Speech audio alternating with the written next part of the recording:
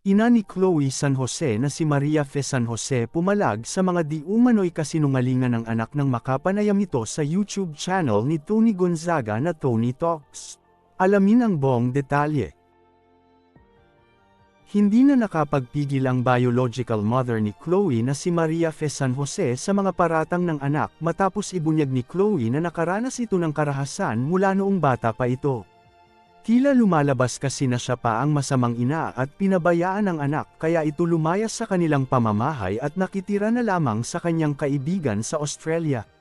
Sa naging panayam ni Chloe sa Tony Talks, inamin ni Chloe na marami rin siyang pinagdaanan. Lumaki ito sa kanyang lola sa Pilipinas kasama ang mga pinsan dahil 2 taon pa lamang ito nang maghiwalay ang kanyang mga magulang. Nagbago raw ang takbo ng kanyang buhay nang magtungo ito ng Australia upang doon manirahan kasama ang kanyang ina na muling nag-asawa. Nasa edad 11 ito nang makasama niya ang kanyang ina sa iisang bahay. Nahirapan daw ito dahil sa mga pagbabago at adjustment sa bago nitong buhay ngunit sa kabila ng lahat ng iyon ay nakapagtapos naman ito ng kanyang primary at secondary school. Patuloy nito, nakaranas umano siya ng pagmamalupit mula sa kanyang sariling ina hindi lamang physical kundi pati verbal abuse. Dahil dito, naisipan nitong umalis na lamang at mamuhay ng mag-isa ngunit hindi nito magawa dahil bata pa lamang at nasa edad 16 lang ito. Kaya't nang tumuntong ito ng 18 edad, tuluyan na itong lumayas sa poder ng kanyang ina para mamuhay ng mag-isa. I experienced domestic violence. Nung 16, gusto ko na talagang umalis po pero since minor po ako, I couldn't. So, naghintay po ako ng 2 years mag-18 para po makaalis ako. Marahil ay dahil sa kanyang naging karanasan kaya siya naging matapang dahil naging independent ito. Pinatibay siya ng kanyang mga naging karanasan. Ayon naman sa abogado ng kanyang ina na si Attorney James Mark Ciudadano, na may katotohanan ng lumalabas na balitang hindi maganda ang relasyon ng mag-ina dahil sa iba ang kanilang paniniwala. Gusto umano ng ina ni Chloe na matutunan ng kanyang anak ang mga Filipino values.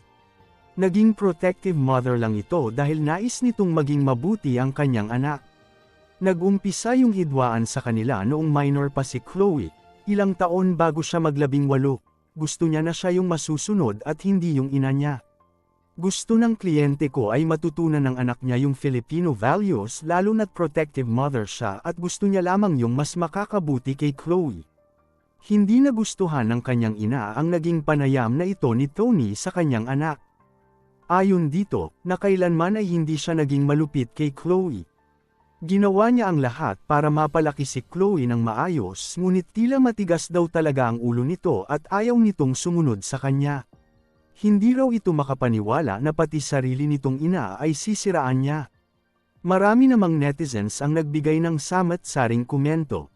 Ang iba, naantig sa naging pahayag ni Chloe ngunit ang iba naman ay tila ramdam daw nila ang pagsisinungaling nito. Ano ang masasabi nyo sa usapin na ito? Ibahagi lang ang inyong opinyon sa ibaba.